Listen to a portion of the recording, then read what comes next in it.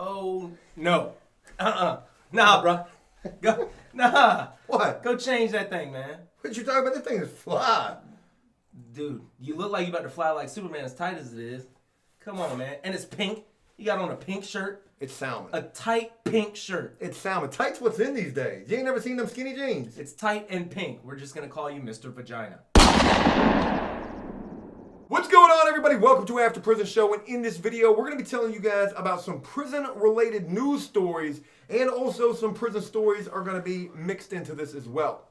Now, what's really interesting about the stories that we're going to be sharing with you in this video is, well, one, there's only two, but both of these stories take place at a prison that me and you served time at, a place called Indian Creek. Yeah. Nobody wore shirts that color at Indian Creek. Will you get off the shirt, Dave? We're talking about Indian Creek. All right, I promise I won't say nothing else about the shirt. Thank you. Indian Creek. Indian Creek. What'd you think about that place? I did not like it at all. It was a tough place to do time at. You had to group all the time.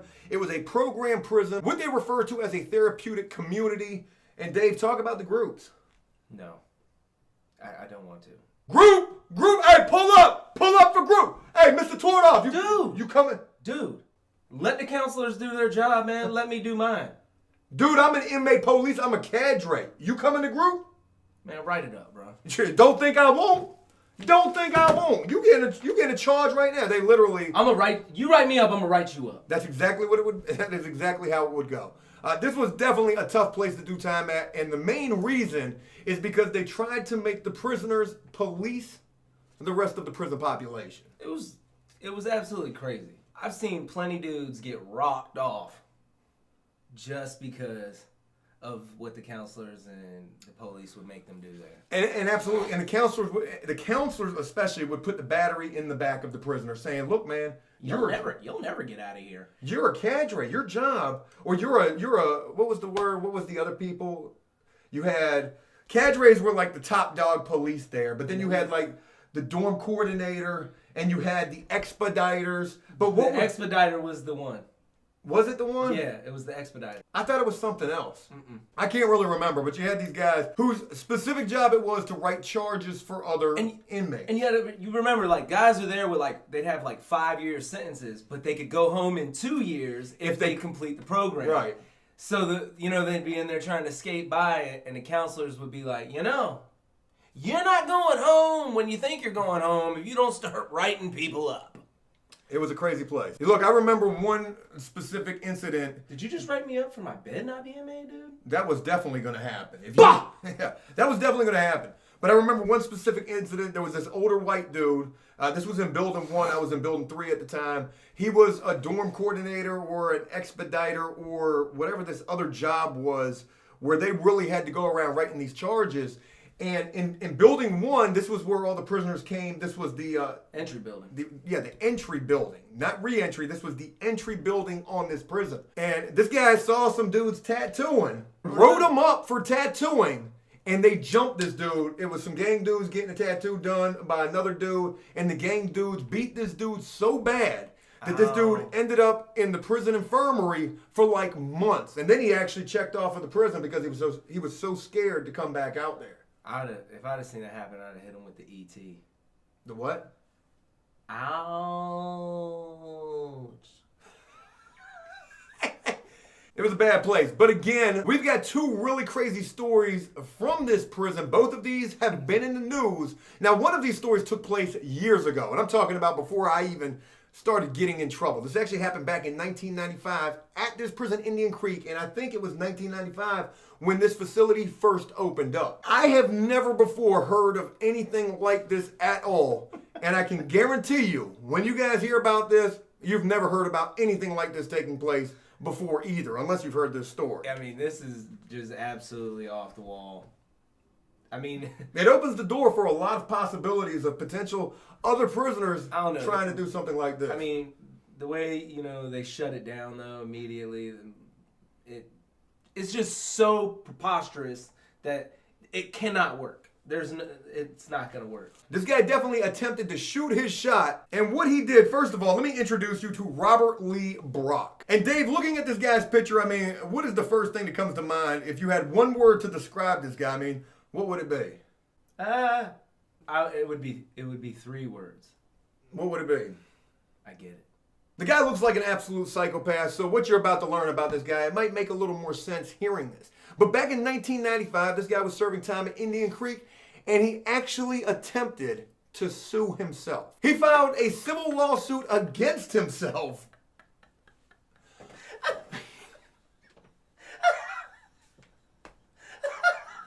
Dave, we haven't even gotten to the funny part yet.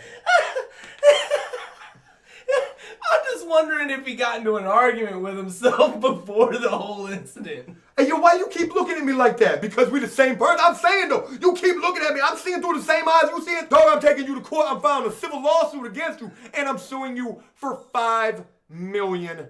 I'm just, did he hit himself?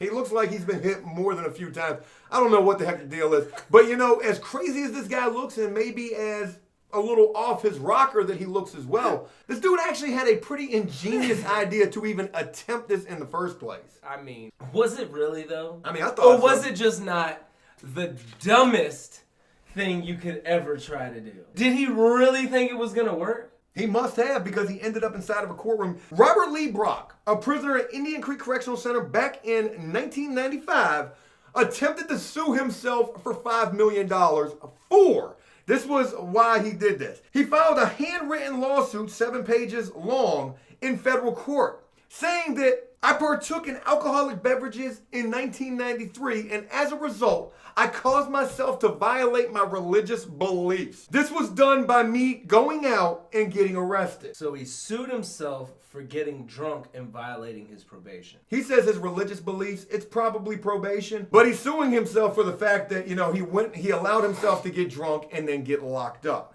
But, you know, here's the crazy thing. This dude was at Indian Creek back in 1995, and he was serving 23 years. Oh, this is before it became a therapeutic community. It must have been, because nobody is going to Indian Creek was a level 3-4. When it first opened? Yeah. Whatever the case, this guy said he wanted to pay himself $5 million, but asked the state to pay it on his behalf since he can't work, and am a ward of the state because he's a prisoner of the state. So, what you're saying is, or what this is saying, is that this dude tried to sue himself and get the state to pay it for him. Yeah, and then he said he promised that upon his release, he was going to pay it back. And mind you, again, this dude was serving 23 years. So, hey, look, I'm good for it, okay? It's only $5 million. We ain't talking about like $6 million or nothing, just 5. You pay it because I'm locked up and I can't work right now. And when I get home, I'm going to make payment arrangements, maybe $5 a month. I'm going to pay back that $5 million. I'm good for it. Just got to wait 23 years before I get released, go find a job. And then I'll start making those payments. Obviously, the courts weren't having any of this. It says the judge was unimpressed by Brock's ingenuity, and she dismissed the lawsuit, saying that it was absolutely frivolous. But at least this guy did have his day in court. And you know, again, this could open the window of people possibly trying to break and enter, because that's what Brock was serving 23 years for, was for breaking and entering. But this could certainly open the window for other prisoners to potentially try to attempt to do something similar. And who's to say? Maybe one guy might succeed with this. Hey, Brock, what you over there working on? What you trying to get your case back in the courtroom? I'm gonna holler at you after I get this all taken care of. I mean, what you doing over there, though, man? You working on your case? Can I jump on that? And this, actually, the way the guy looks, this is what probably would have been his reaction. You're not crazy at all, Brock.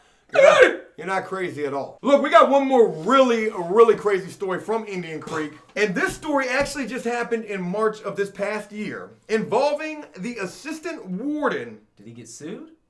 No, he ain't get sued. He might be getting sued after all of this is over with, but no, he wasn't getting sued during this. Now, the first thing I gotta say about this assistant warden from this last prison that I served time at, this guy's name is Clyde Olderman. And looking at this guy's picture, Dave, I mean, this guy just looks like the grandpa from Family Guy. Yeah, he's definitely got candy in his pocket. He's got what? Candy in the pocket. There's some candy in my pocket. Yeah, this guy definitely looks like the grandpa from Family Guy. That's the only thing that comes to mind when I look at this guy. I don't know this Clyde Alderman. When I was at Indian Creek, he wasn't there. I don't know if he was there, if he transferred in after I got released. Maybe he was coming in right around the same time that I was getting released. I never saw this guy, and I'm glad that I never did. Because had I seen him, there's a potential, God, I hate to even say this, that you might have performed some services for him. No, forget it. No. Thank you, Mr. Guerrero, for taking the time to come to my office to see me. Yeah, I'm just trying to figure out what you want me in your office for.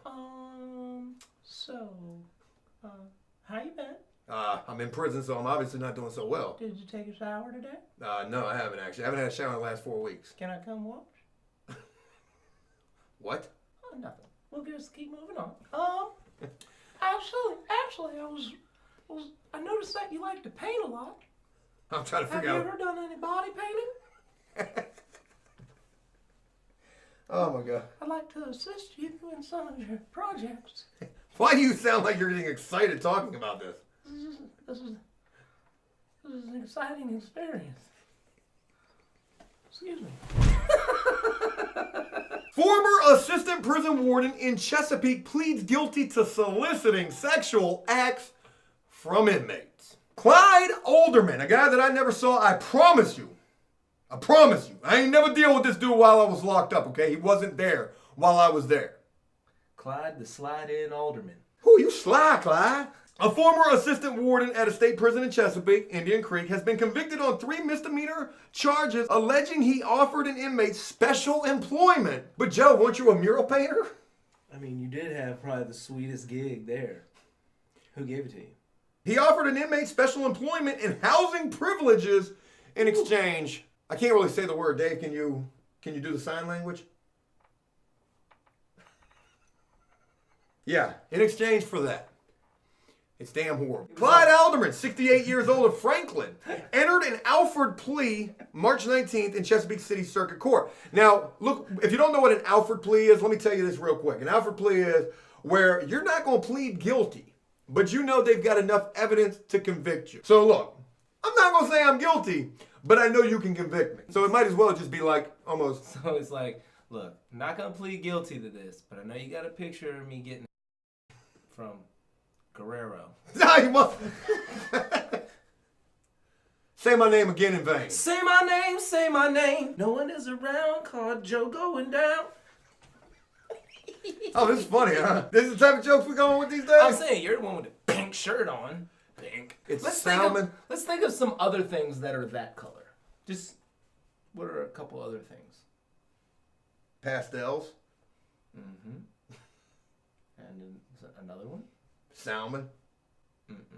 All right, so anyways, the guy entered an Alford plea back in March saying that, they had enough evidence to convict this dude. They said he had been indicted in October on 3 felony counts of carnal knowledge of a prisoner. According to a stipulation of evidence filed in court, Alderman, on at least 3 occasions between December of 2016, I was released October 13, 2015. I just need to throw that in there. This guy was not at this prison while I was there. Between December 2016 and June 30th, 2017, called a male inmate into his office and offered privileges in exchange for.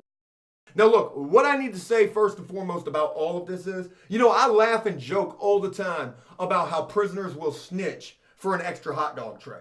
I wonder what he did for that hot dog tray. But make no mistake of it, even though it may sound crazy like the way that I explained this, prisoners will tell it for an extra tray out of the chow hall, and they probably and most likely will even do more for some special privileges. And we're not talking about all that much. For a sweet job in the prison, hit your grandpa voice. Hey. This guy's sentence is probably just as crazy as this guy's charge. He got 36 months in prison with all of that time suspended. I mean, he probably didn't even want that time suspended. They gave this guy 36 months in prison. They suspended all of that time. He has to do 2 years of good behavior under supervision. So all he ended up with was a little 2-year probation, and he also has to attend some counseling. There's one last crazy thing I want to throw in about this Clyde Alderman, the assistant warden at the prison. They actually talk about how much money this guy was paid, what his salary was he was doing pretty good.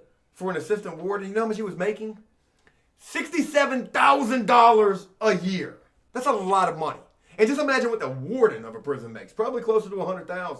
When telling you guys this story, you know, this is something that happens a lot more than you could probably even imagine. While I was at Indian Creek, I heard about so much of this type of stuff taking place. Oh, all right. I thought you were about to be like, you know, this guy wasn't at Indian Creek, but while I was at Indian Creek, there was this other guy.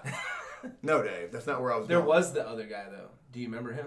Yes. I'm getting ready to talk about him, too. I'm going to mention him, the counselor. No, I'm talking about the gym guy. Well, that's exactly who I was getting ready to talk about, and then I'm going to talk about the counselor. So while I was at Indian Creek, my job, my sweet mural painting job that I got came through the rec man. But I knew somebody. I knew another prisoner who I knew from the streets. I actually went to school with him. My brother went to school with him, so I was cool with him. What was his name? Chalice. Did you know him? While I was at the prison, the way that I ended up getting the mural painting job was through a guy that I knew from the streets who was a mural painter. By this point, there was a new rec man staff member who was working in there. This was my boss. I actually just ran into this guy a couple of weeks ago at the amphitheater going to a concert. That's not the guy I'm talking about. I'm talking about the guy before him. And that's where I'm going. But even though this guy that I ran into a couple of weeks ago, that was my boss, before him, there was another guy who ended up getting fired because he was doing the same thing that this assistant warden was doing, exchanging favors for like new paintbrushes. That was it? I mean, what you mean that was it? That guy's cheap. So there was that guy. There was also a counselor. I don't know if you remember this counselor. What was his name?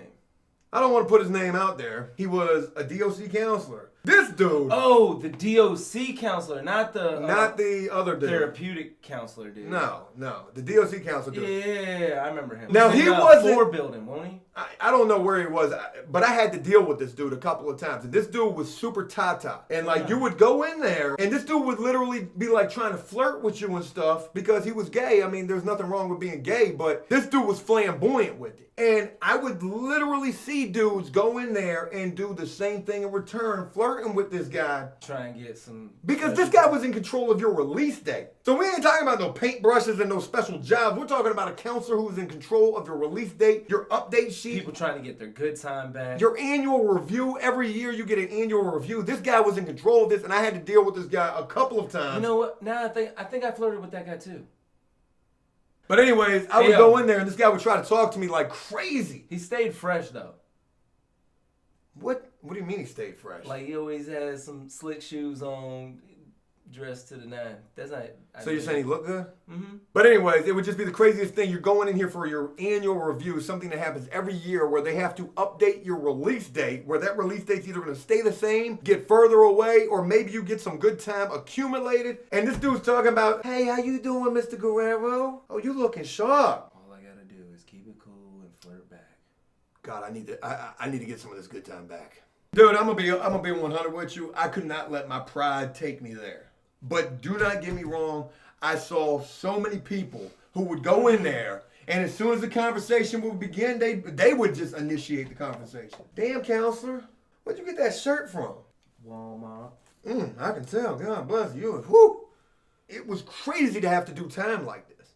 And you know, you had the first rec man who was pretty bad. You had this DOC counselor who was probably just as bad, though I never heard anything about any kind of crazy stuff taking place. I don't remember him getting fired or anything. No, he was still there when I left. But you just, you know, with that type of an individual who was acting that type of a way, I don't put it past him at all to have had some type of relationship with some type of prisoner who was there. I think he just liked the attention. Oh, he definitely liked the attention. But I don't think dudes would be, he'd be walking He wasn't stupid, though. I don't think he did anything. Well, whether he did or whether he didn't, that was another similar type of situation. And then also, I can't tell you how many countless stories I heard about how this prison in particular, Indian Creek, used to be back in the day, back in the early 2000s. They said this place was wide open with the staff up in the booth. It was just wide open. Staff on staff, staff with prisoners for that money order. Because you would hear about that type of stuff so much. Hey, used to be a girl that worked in this building right here. You get that money order, $100, and it is whatever. But anyways, we just wanted to share with you guys those two really crazy stories and throw in some other stuff with these as well. I do hope you enjoyed this video, and if you did so, please leave a like and a comment letting me know exactly what color you think this shirt is. As always, until next time, enjoy life, the free world. Never take a moment for granted, And make the most of every day.